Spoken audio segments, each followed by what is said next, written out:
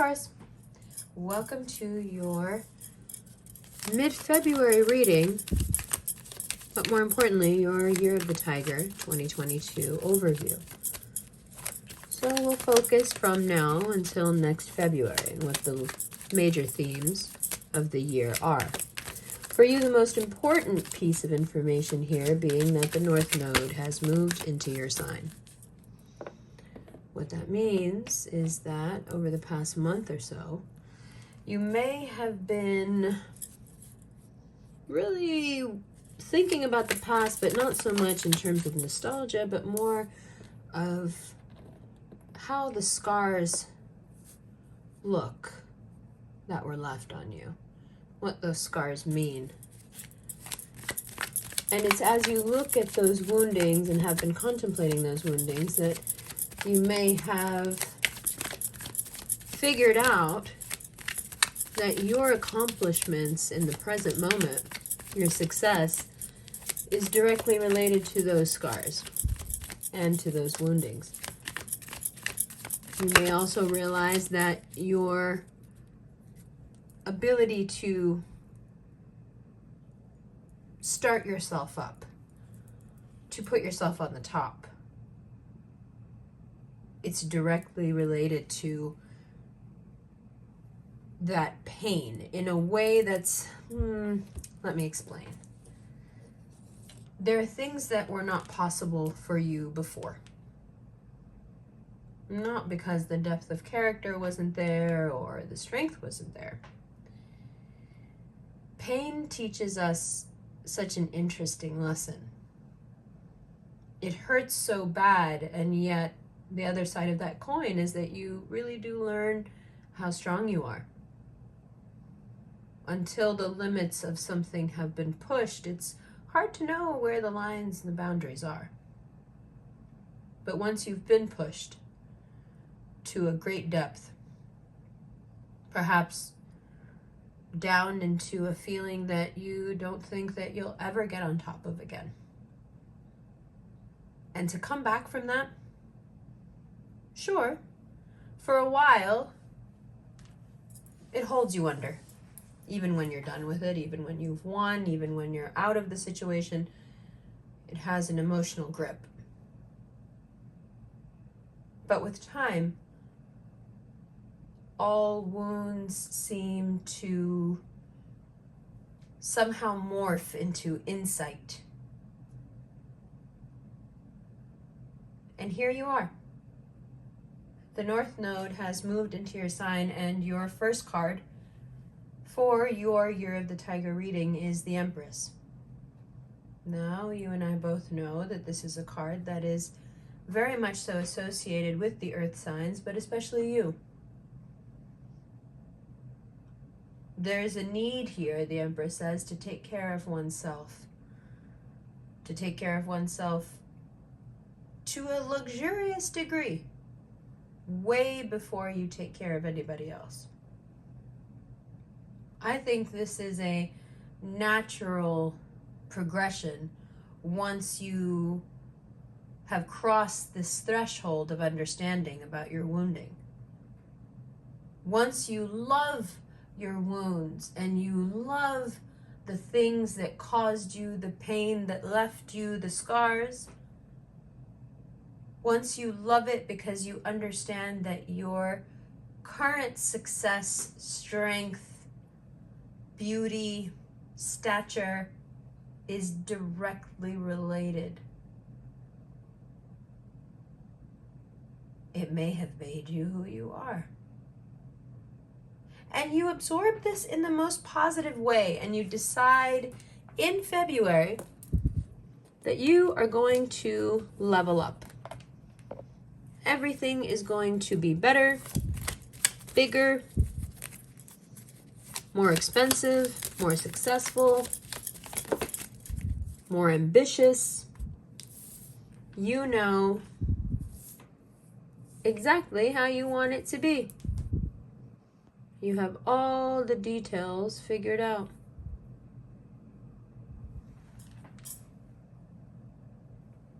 There's a certain look that you're going for now. You want your outside to match your inside. There's a refinement. It's like you feel yourself above water, right? A few months ago. And then you feel yourself a bit more, okay, now you're, now you're in a boat. And now you've just felt that thing again, that buzz that says, okay, it's time to scale up again. This entire year for you is about scaling up. Now let's talk a little bit about that. One of the things that actually I've had to learn the hard way in the past few days is that scaling up requires delegation of power and responsibility. If one is unable to relinquish control enough to let others help them, success itself can become your greatest stress, pain, hindrance, your greatest liability. Because without the appropriate amount of trust and ability to delegate and trust that those things will get done, scaling up or succeeding past a certain level where one can do everything on their own just isn't possible. For true success, big money, it can't be done alone. You need that village, and you need to trust everybody in that village, which means you need to trust yourself enough to choose the right people. Most often when we don't trust, it's a projection of how little we think of ourselves and our own capabilities. The Justice card is telling you it's going to be all in the details. The more you become yourself, the more opportunities find you. The more you are clinging to your authenticity and you are choosing to become more and more of who you are, it is possible that at first people may find that strange because it has that Uranus quality to it, right? But for those of you who are a bit older, you may be looking back now on the last 20 years of your life and thinking, yeah, I used to be a hell of a lot more authentic. I really love that person that I used to be. But you know what? I can be that person again, except not make those mistakes. But any of you who are attached to your mistakes because you think they define you as a person and you're actually proud of them, that little ego trip takes quite a fall. No, this is a time to not glorify your mistakes, but instead to see them, acknowledge them, and acknowledge the erroneous roads that it took your life down, and be grateful for the perspective that you can see it now. You can see what those bad decisions were. You can see what bad roads they led you down. And now you know better. So you can have this kind of joy of youth experience for the next few years even, where you're just full of life and energy and ambition and opportunity, and but with the insight to not make those mistakes that you made in your youth. So for those of you who are, 40 and up, this is a really empowering time. Think of it as getting to be in your 20s again with all the knowledge you have now. And hopefully, part of that knowledge includes knowing not to do these things again. The magician tells us that tools will be needed, A little show will need to be put on. You may need to be a bit resourceful to get everything together that you need. But it also shows the calm, the abundance, and the attraction that this effort brings. Again, if you are completely yourself, things get better and better and better. Every time you are authentic, you are rewarded. Now, moving on.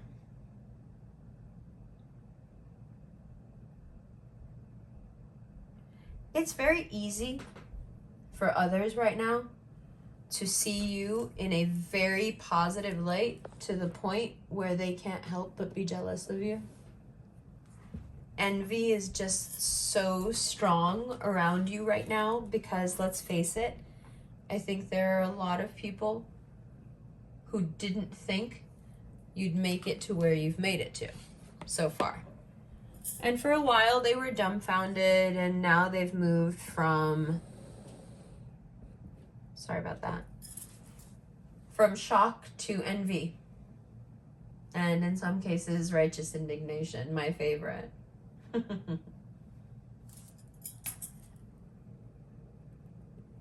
And those people may even try to come into your life as someone who wants to love you, as someone who wants to reconnect, as someone who wants to help in all your successes. But the Chariot is very clear. Your direction is your own, and it has nothing to do with anybody else. And it is a direction that you must find by making some sense of the pros and cons, all right? Of making some sense of this huge kind of existential question of who am I? Who is the real me? Oftentimes we're fed this line that the real you is, the best parts of you. And sometimes we're fed the line that the real you is the part that comes out when you're drunk or angry. The mean you. But what if the truth is a little bit closer to the middle, as the Chariot implies? How? It's not as easy, right, then? Nuance is difficult. One of the things you can do is just get super receptive. Don't chase anything.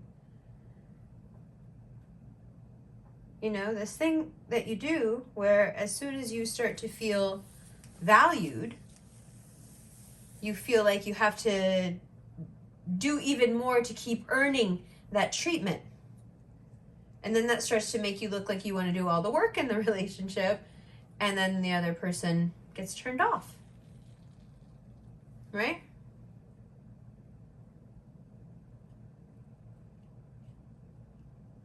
It's really important for you to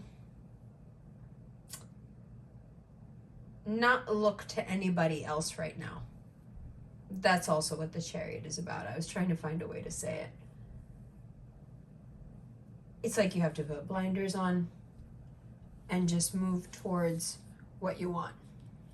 Because if you stand to look around, the envy may set in, but also these wounds that you have dealt with, acknowledged, and moved past may also be triggered.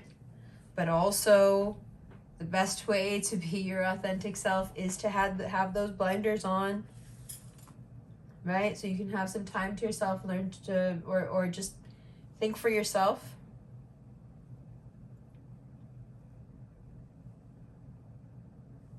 I think right now is a time where people really do see you so much more superior to them.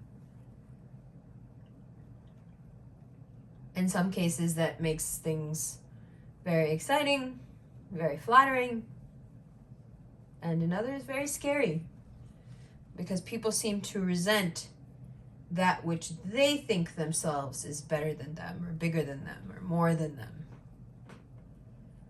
And it can really make people bitter, your success. It can make people very resentful. But it's tricky because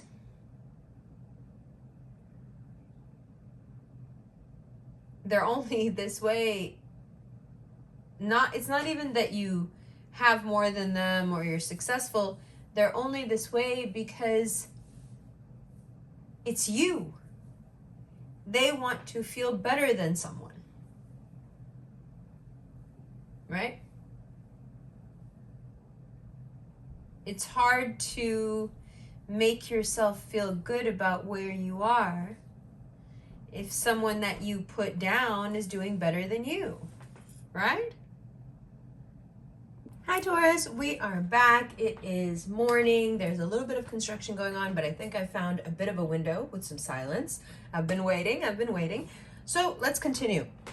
Let's take a bit of a deeper look at this before we jump into the extended. Now, you have this tendency, right? When you're staying in your lane, when you're doing your own thing, you have a tendency to pick up momentum, to pick up speed. The Chariot is also about this, and the Chariot is saying once you decide what the middle way is, once you can reconcile whatever is going on within you and pick a straight direction forward, the momentum you will pick up. It's your own weight helping you instead of hindering you. It's everything you've learned. It's everything that's happened to you now becoming a source of speed and a source of optimism.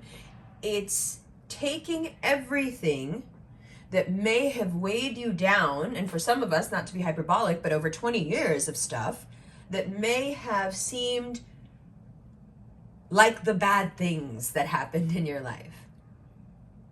And now in 2022, this year just opens all those doors of regret up again, and you can see how actually no, your biggest opportunities and your brightest moments were directly in relation to these woundings, and they are because of this that you have become so strong, that you can now pick up momentum in a way that you couldn't before.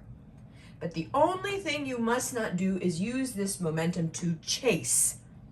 Once you pick up speed, it's easy to see something running to the left or the right and say, hey, I'm already at this speed. Let me go get that thing. Let me go get that person. Let me go get that job. I'm already running.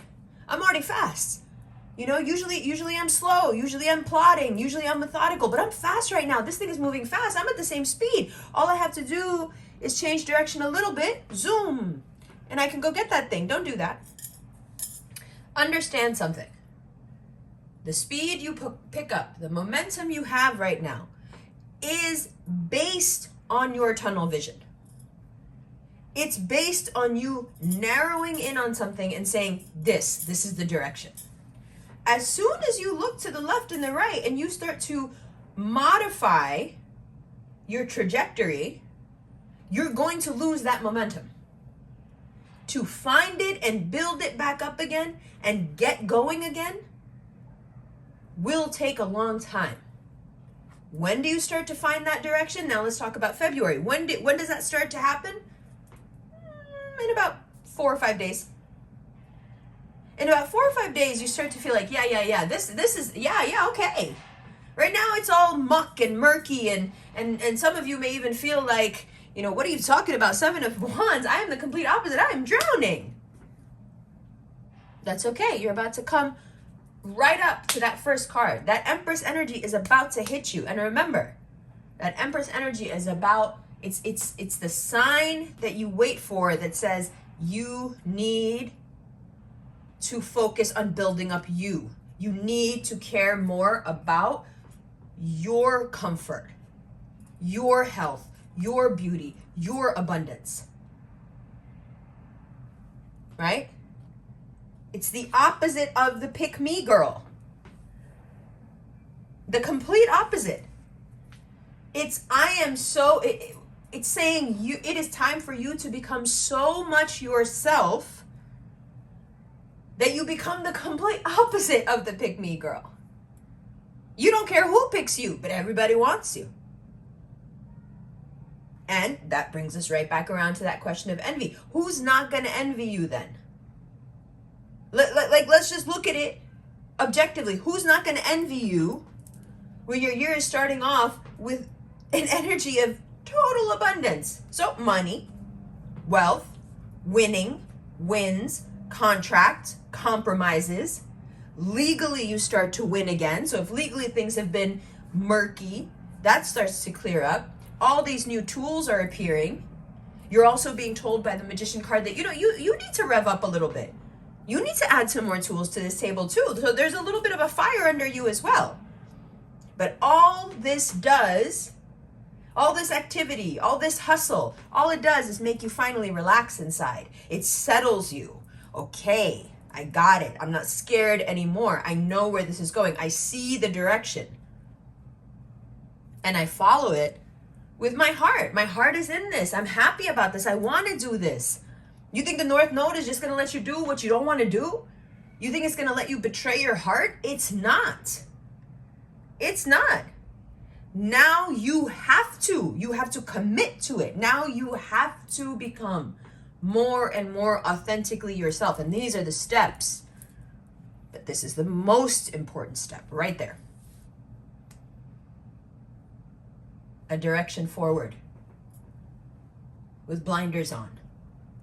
Decisions have been made, compromises have been made. You have assimilated and integrated the light and the dark. You know where to go next. Once you get there, now we're talking end of February, don't let anything get in your way.